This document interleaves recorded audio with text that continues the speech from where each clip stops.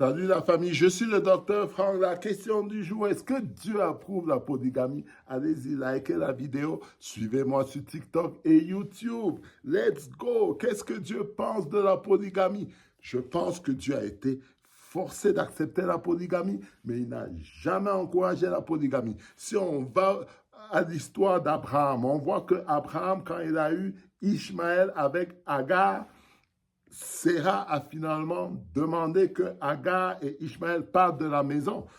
Abraham n'était jamais un polygamiste. Son fils Isaac était définitivement un monogame, marié à Rebecca. Ce n'est que quand Jacob arrive que la polygamie commence. Et on voit comment cette polygamie commence. Jacob aime Rachel, mais il finit avec Léa.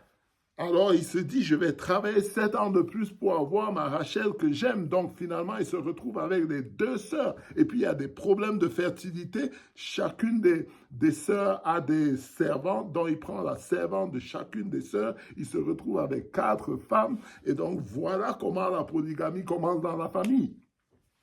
Alors, si on va maintenant dans le premier épître du livre de King, au chapitre 11 du verset 1, du verset 1 à 5, on voit que le grand polygamiste des polygamistes, c'était le roi Salomon, un roi qui a aimé Dieu, un roi que Dieu a aimé. Mais alors, il s'est plongé dans l'idolâtrie après avoir épousé 700 femmes et 300 concubines. Donc, c'est là que Dieu réalise qu'il y a un danger avec cette polygamie-là. Donc, il commence à partir de cette idée de polygamie et à recommander la monogamie. On arrive au Nouveau Testament, on voit que l'apôtre Paul parle de la monogamie dans le premier épître du livre de Timothée, chapitre 3, au verset 2. On voit que les bishops, les pasteurs, on leur demande d'avoir une seule femme, même les diacones. Ça, c'est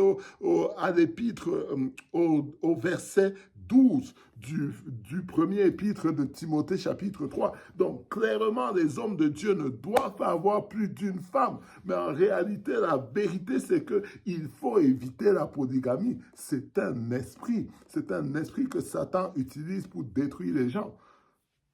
Séparez-vous de ça. OK? Restez avec une seule femme. All right? On se voit plus tard. À bientôt.